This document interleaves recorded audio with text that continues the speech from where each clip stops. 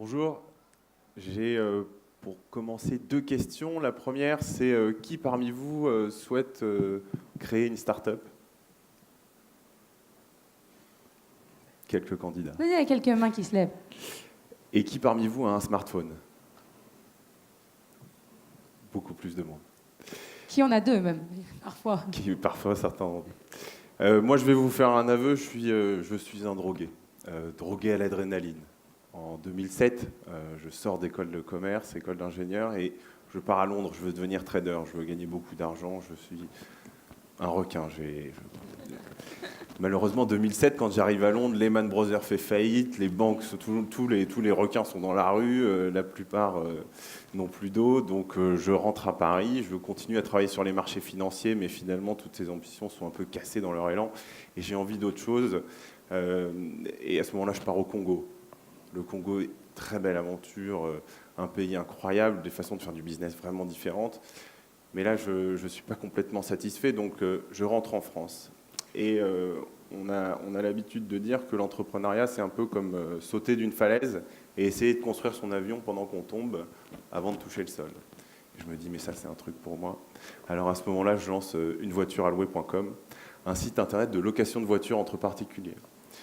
Donc ceux qui ont un smartphone, vous pouvez télécharger l'application, mais je vous donnerai le nom plus tard. Donc je crée unevoitureallouer.com, plein d'ambitions. Mon modèle à ce moment-là, c'est Steve Jobs, Be Foolish.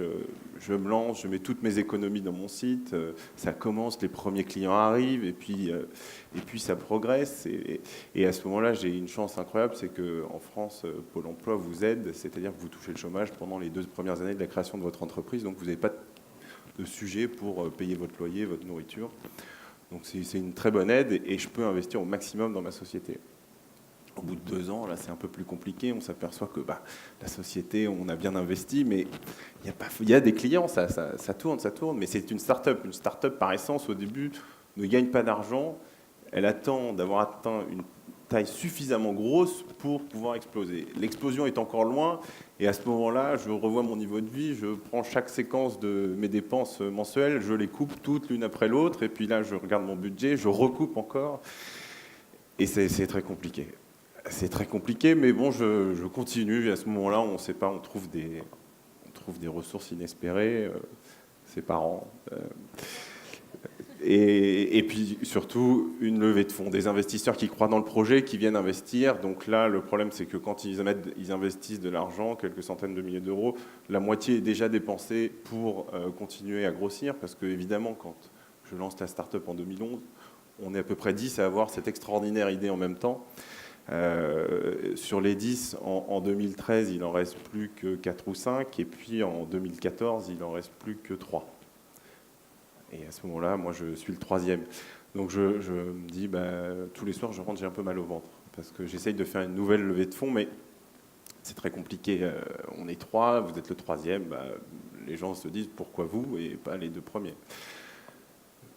Je ne vois pas la porte de sortie, vraiment c'est compliqué. Et puis en ce moment-là, je me dis, mais en fait, si on est 3 et que je suis 3e, peut-être que les 2 premiers sont intéressés par moi. Donc à ce moment-là, je vais voir mes 2 concurrents, et le contact passe très bien avec l'un d'entre eux, surtout que c'est celui qui me fait la meilleure proposition.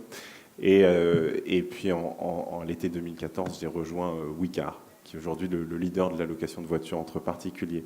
On trouve toujours beaucoup d'adrénaline parce que le fonds d'investissement EcoMobility Venture, dont fait partie Orange, est rentré à ce moment-là dans Wicar et permet de financer cette start-up pour pouvoir faire comme un Uber, comme un Airbnb, comme un Blablacar, toucher le maximum de personnes, avoir le maximum d'utilisateurs pour pouvoir délivrer le meilleur service possible et continuer à innover pour pouvoir proposer le meilleur service possible à tout le monde.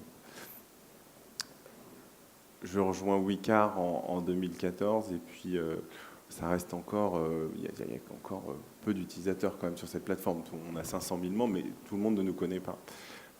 Et puis à la fin de l'été 2015, finalement, c'est la SNCF qui fait partie du fonds aussi EcoMobility Venture, qui vient nous voir et qui nous dit, mais votre truc c'est génial, nous on a un problème, c'est que les gens ils prennent le train, et puis comment ils font pour sortir du train, aller chez eux, et puis aller de chez eux au train. Donc ils disent, on va vous aider.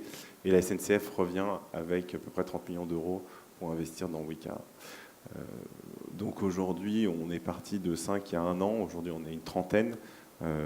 L'excitation est là, le projet est explosif. Et je pense que pour moi, l'avion a été construit au moment où je suis rentré comme salarié, puisque j'étais plus créateur de la boîte chez Wicar, et la chute s'est arrêtée. Mais on a pris un bel envol avec Wicar pour la suite.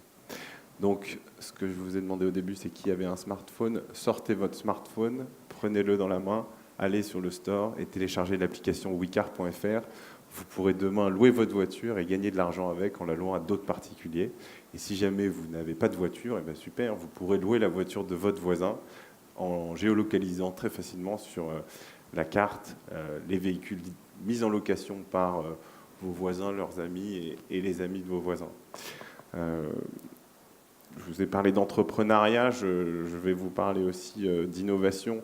Quand on a commencé, c'était en 2011. Le mobile, c'était encore on n'en était pas à ce qu'on en est aujourd'hui. Il n'y avait pas de 4G, c'était plus compliqué. Le grand enjeu, c'était le web.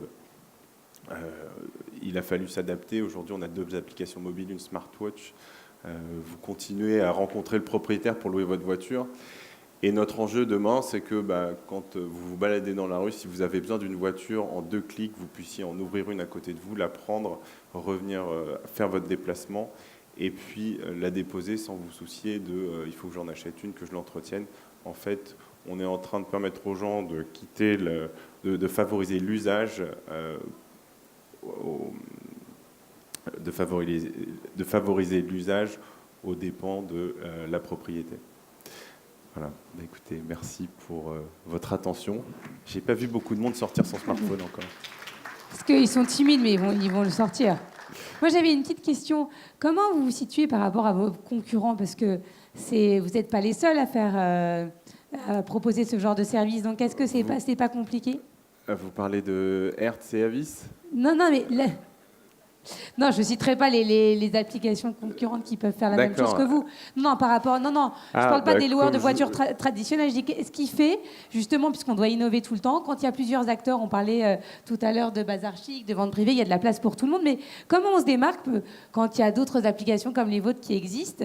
Et quelle est votre marque de fabrique? Qu'est-ce qui fait que, là, en sortant, on vous a écouté et ça nous donne envie, mais qu'on va télécharger Wicar et qu'on va l'utiliser par rapport aux autres applications qui font la même chose? Alors, comme je vous ai dit, au début, on était 11, donc il faut aller très vite. L'enjeu que moi, je n'avais pas forcément saisi, c'était qu'il fallait lever des fonds très rapidement. Aujourd'hui, Wicar est très bien financé, donc ça, c'est plus un sujet. Il faut embaucher les meilleurs ingénieurs, les meilleurs chefs de projet pour pouvoir développer les meilleurs produits possibles le plus vite possible. Il y a vraiment un enjeu de timing. Et on est sur un marché aussi où, côté propriétaire, c'est assez nouveau. On ne vous avait jamais proposé de louer votre voiture avant. Il faut donc conquérir un peu les esprits, évangéliser les gens pour leur faire connaître le principe et leur faire accepter que oui, c'est intéressant de louer sa voiture et non, ma voiture n'est plus ma deuxième femme. Côté locataire, finalement, on le partage. marché... Et on gagne de l'argent en même temps. Exactement. Et pour les locataires, finalement, le besoin, il a toujours existé. Il y a toujours eu des millions de gens qui louaient des voitures pendant l'année, les week-ends ou pendant les vacances merci, dessinateur. Il y a toujours eu des gens. Donc, finalement, nous, à la fois, on capte une petite partie de ces gens-là et puis on apporte aussi un nouvel usage parce que vous n'aviez pas forcément l'idée avant d'aller louer une voiture parce que l'agence était loin, que c'était plutôt cher, que aujourd'hui vous allez pouvoir trouver une voiture.